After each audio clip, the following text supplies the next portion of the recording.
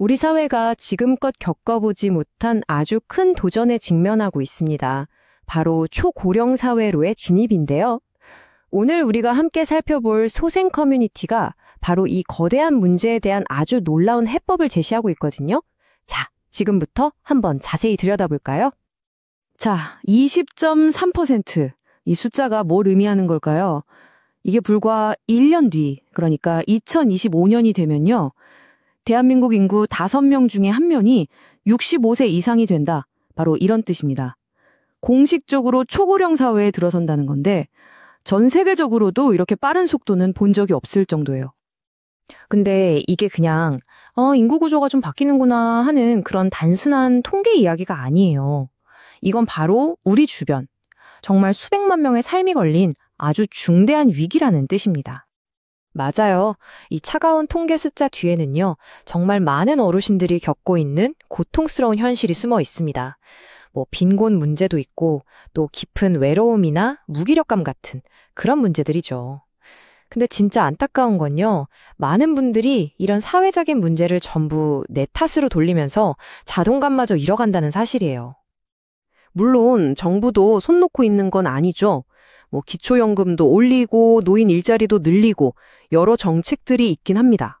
하지만 과연 이런 정책들이 이 문제의 진짜 핵심을 제대로 짚고 있는 걸까요?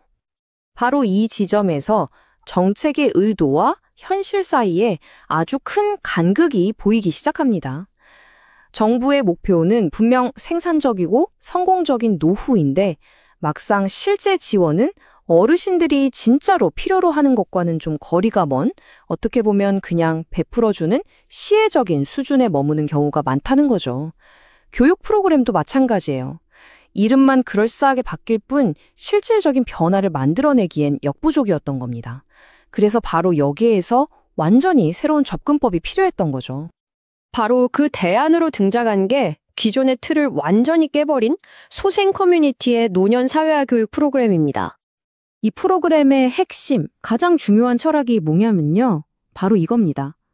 개인의 실패를 사회적 요인으로 재해석하는 것. 그러니까 어르신들이 겪는 어려움이 내가 못나서 그런 게 아니라 사회 구조적인 문제 때문이라는 걸 깨닫게 해주는 거예요. 바로 이 지점에서 자책감은 희망으로 또 힘으로 바뀌기 시작하는 거죠. 이 프로그램은요, 총 20강에 걸쳐서 아주 체계적으로 설계가 되어 있어요. 참여자들이 점진적으로 하지만 확실하게 변화할 수 있도록요. 처음엔 변화를 준비하는 단계에서 시작해서 자신의 현실을 똑바로 마주하고 그 다음엔 스스로 자신의 변화와 행복을 설계하는 단계로 나아가는 겁니다. 그냥 한번 듣고 마는 그런 겉핥기식 교육이 아니라 정말 깊은 내면의 변화를 이끌어내는 하나의 여정인 셈이죠. 그렇다면 기존 교육이란 도대체 뭐가 다른 걸까요? 첫째, 심리, 경제, 사회 문제를 따로따로 보지 않고 하나로 묶어서 종합적으로 다룬다는 점이에요. 둘째, 뇌과학이라던가 사람들의 행동을 부드럽게 유도하는 그 너치 이론 아시죠? 그런 과학적인 근거를 바탕으로 한다는 겁니다. 그리고 제 생각엔 이게 가장 중요한데요. 일방적으로 듣기만 하는 강의가 아니라 다 같이 참여하는 워크숍 형태라는 거. 그리고 여기서 배운 게 그냥 배움으로 끝나는 게 아니라 실제 경제 공동체를 만드는 구체적인 행동으로까지 이어진다는 점입니다. 자, 그럼 이론은 이렇다 치고 과연 이런 새로운 접근법이 실제 현장에서는 어떤 놀라운 결과들을 만들어냈을까요? 지금부터는 그 생생한 데이터를 한번 확인해 보시죠. 이건요, 실제로 시흥시의 한 복지관에서 프로그램에 참여하셨던 어르신이 남기신 소감이에요.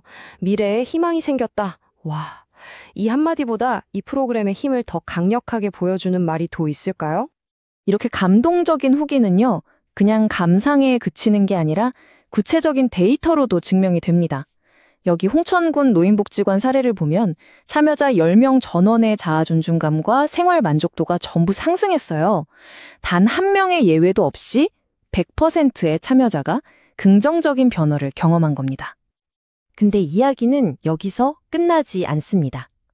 이 프로그램이 정말 예상치도 못했던 아주 놀라운 결과를 낳지도 했거든요.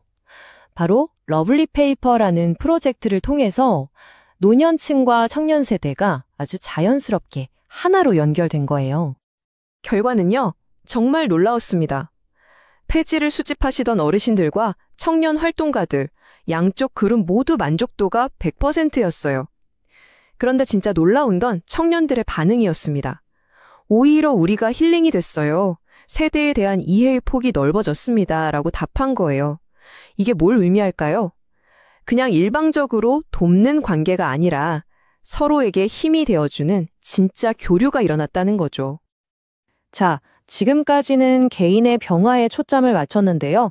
이제부터는 이 프로그램이 우리 사회 전체를 어떻게 바꿀 수 있는지 그 더 큰 그림을 한번 살펴보겠습니다. 여기서 핵심 키워드는 바로 사회적 자본이라는 개념입니다. 이게 뭐냐면요. 이 프로그램은 어르신들이 평생에 걸쳐 쌓아온 그 경험, 지혜, 그리고 온갖 역경을 이겨낸 그 힘 있잖아요. 이걸 더 이상 개인의 것으로만 보지 않는다는 거예요. 이것이야말로 우리 사회 전체를 더 건강하고 풍요롭게 만들 수 있는 아주 귀중한 자산으로 보는 거죠. 그러니까 이 프로그램이 그리는 미래는 이런 겁니다. 어르신들을 더 이상 우리가 부양해야 할 대상으로 보는 게 아니라 우리 사회를 이끌어가는 핵심 동력으로 보는 거예요. 예를 들면 그분들의 경험을 살려서 새로운 사업을 만들고 젊은 세대에게는 지혜를 나눠주는 멘토가 되고 또 평생 몸에 밴 그 저력 정신으로 지속 가능한 경제를 이끌어가는 주역이 되는 것. 상상만 해도 멋지지 않나요? 결국 이 모든 이야기의 최종 목표는요. 노년층에 대한 우리 사회 전체의 인식을 근본적으로 바꾸는 겁니다. 즉, 보호해야 할 수동적인 대상에서 우리 사회의 문제를 함께 해결하는 능동적인 자원으로 그 역할을 완전히 재정의하는 거죠. 예를 들면 어르신들의 지혜를 활용해서 골치 아픈 환경 문제를 해결하는 문제 해결사가 되는 것처럼요.